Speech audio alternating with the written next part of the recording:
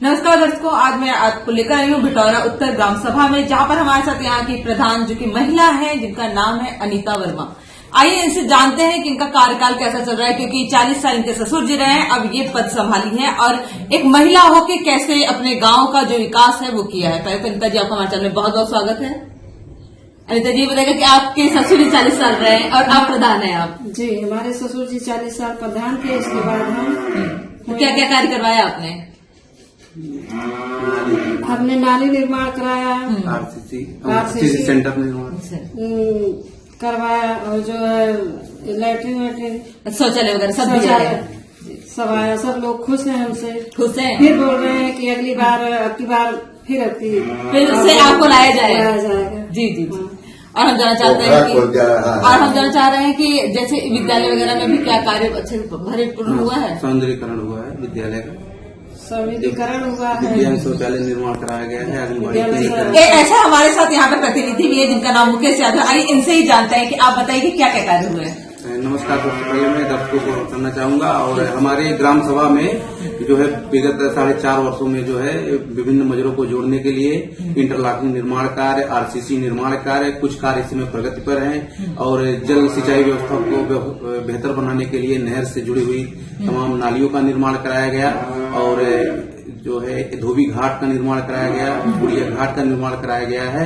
और अभी इस समय ग्राम सभा में एक अमृत सरोवर योजना के तहत एक जो है लगभग 3 बीघे के पोखरे का निर्माण जो है गांव के उत्तरी दक्षिणी सरहद पे कराया जा रहा है। इसके अलावा अभी चल रहा है, प्रोग्रेस पर है। हाँ, प्रोग्रेस पे है, चल रहा है। इसमें काम उसमें नहीं हो रहा है, बंद है। जो है 2-3 दिन बाद फिर शुरू हो जाएगा, कार्य चल रहा। और गांव में लगभग 180 परिवारों को जिनको शौचालय नहीं मिल पाया था विगत वर्षों में किसी कारणों से, उनको शौचालय की सुविधा उपलब्ध कराई गई है। कुछ शौचालय मतलब 90% शौचालय जो निर्माण हो चुके हैं और 10% निर्माणाधीन है। और अभी हमारे यहाँ इंटरलॉकिंग का कार्य दलित बस्ती में जो है बचा हुआ था अम्बेडकर स्थल के पास, वहां चल रहा है।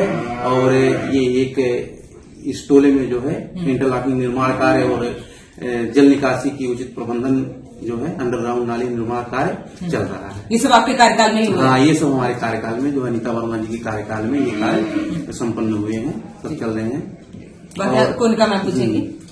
अनीता जी, एक महिला होने के नाते आप ग्राम सभा में महिलाओं के लिए कुछ खास कदम उठाना चाहती हैं क्या? शिक्षा के स्तर में आगे बढ़ाना चाहती है, शिक्षा को आगे बढ़ाना चाहती है? जी, शिक्षा के स्तर पे आगे सबको लाना चाहते हैं। आप सेवानिवृत्त के रूप में आप काम कर रहे हैं, तो ये बताइए आपका कोई ड्रीम प्रोजेक्ट, आपका सपना जो ग्राम सभा के लिए आप करना चाहते हो, जो किसी प्रधान ने ना किया, आप करना चाहते हैं? हाँ जी, हम चाहते हैं कि हमारे यहाँ जो है सबसे पहले तो विद्यालय हमारा बहुत अच्छा बन जाए।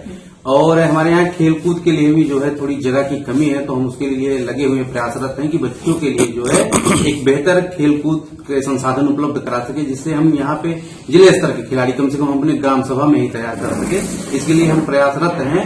और जल प्रबंधन की व्यवस्था हमारे यहाँ अच्छी हो चुकी है, लेकिन अभी भी उसमें और सुधार करना। एक समस्या आपकी ग्राम सभा में मिली है, नो डाउट आपने बहुत अच्छा काम किया, लेकिन एक शिकायत मिली है जो कि कूड़ा पूरे घर तक प्रॉपर वे से अभी भी नहीं पहुंच पा रहा आपकी ग्राम सभा में। तो इसका निवारण आप कब तक करवा देंगे, और ये अभी तक निवारण हो क्यों नहीं पाया?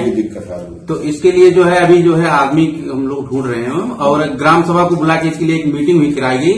तो सभी लोग जो है कूड़ा देने के लिए भी गांव स्तर पे तैयार नहीं, सबके पास अपने कूड़ा स्थल फेंकने के लिए, तो सब लोग उसमें फेंकते हैं। लेकिन तभी समझाया जा रहा है लोगों को। आरसी सेंटर बन के तैयार है, गाड़ी की व्यवस्था हो गई है, आदमी जो है ढूंढा जा रहा है। जैसे ही मिल जाएगा हम तुरंत उसका निस्तारण करवा देंगे। स्वास्थ्य की मैं बात करूं तो हमारे उप मुख्यमंत्री ब्रजेश पाठक जी स्वास्थ्य मंत्री हैं, स्वास्थ्य के प्रति काफी जागरूक भी है। तो स्वास्थ्य को लेकर कोई रूपरेखा आपने तैयार किया कि ग्राम सभा में स्वास्थ्य को बेहतर बना सके, क्योंकि स्वास्थ्य ही सबसे इम्पोर्टेंट चीज होती है। स्वास्थ्य, शिक्षा और रोजगार ये जो है बहुत जरूरी है।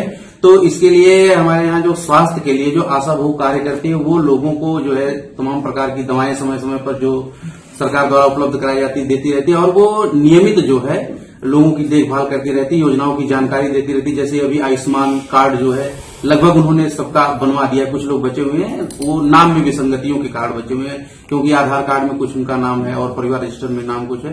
तो उसके लिए भी हमारे जो सचिव जी हैं वो भी प्रयासरत हैं कि सभी तरह से लोगों का बन जाए। सरकार से आप और क्या मदद चाहते हैं कि आपकी ग्राम सभा का विकास हो सके, और आम जनमानस से आप क्या कहना चाहेंगे कि इस बार आप चुनावी मैदान में किन किन रणनीति के साथ, इरादों के साथ और वादों के साथ उतर रहे हैं? सरकार से हम यही चाहते हैं कि ग्राम सभा की बजट थोड़ी और बढ़ाई जाए। ग्राम सभा में हमारे जो छोटा ग्राम सभा है तो बजट कम है और लोगों की मांगे बहुत ज्यादा हैं, अपेक्षाएं बहुत ज्यादा हैं, तो सारी सुविधाएं उपलब्ध नहीं कराई जा सकती हैं। इसके अलावा जो हमारे चुनावी मैदान में जो हमने पिछले 4.5 वर्षों में जो काम कराया है उस काम के बदले हम लोगों से वोट मांग रहे हैं कि वो यदि ग्राम सभा को और बेहतर बनाना चाहते हैं, क्योंकि इसके बाद हम लोग जो है मोहल्ले में छोटे बच्चों के लिए जो हमारे बहुत सारे बेरोजगार बच्चे गांव में ही घूम रहे हैं, तो उनके द्वारा हम उनको शिक्षा प्रबंधन की दिशा में कार्य करना चाहते हैं कि उनके लिए हम रोजगार उपलब्ध कराएं और छोटे छोटे बच्चों को हम शिक्षा। बहुत सारे हमारे ऐसे गरीब परिवार हैं जो अपने बच्चों को अच्छी शिक्षा नहीं दे पाते हैं। प्राय क्या होता है, प्राथमिक विद्यालयों में पढ़ने जाते हैं लेकिन माँ बाप मजदूरी करते हैं तो बच्चों की देखभाल नहीं करवाते, तो इसलिए हम शाम के समय व्यवस्था करवा के उनकी एक ट्यूशन की तरह और उनके लिए हम जो पढ़ाएंगे जो बच्चे हमारे गांव के उनको हम अपनी तरफ से प्रबंधन करके कुछ देंगे जिससे उनका भी खर्चा चले, वो तैयारी भी करते रहें, गांव में रोजगार मिल जाए और शिक्षा का स्तर बेहतर हो। इसके अलावा हम एक संगठन बनाना चाहते हैं जो गांव से ही जुड़े उत्पादों के लिए किसान साथियों के लिए भी करना चाहते हैं कि उनके उत्पाद वो गेहूं और धान की खेती करते हैं, तो उनके लिए हम कुछ और टेक्निकल जो औषधि खेती ये सब चीजों को बढ़ावा देना चाहते हैं और लोगों को उसमें रोजगार मिले। हमारे जो बेरोजगार बहुत सारे साथी घूम रहे हैं उनको भी रोजगार मिल जाए और हमारे किसान बंधुओं को अधिक से अधिक लाभ हो। बहुत अच्छी बात है।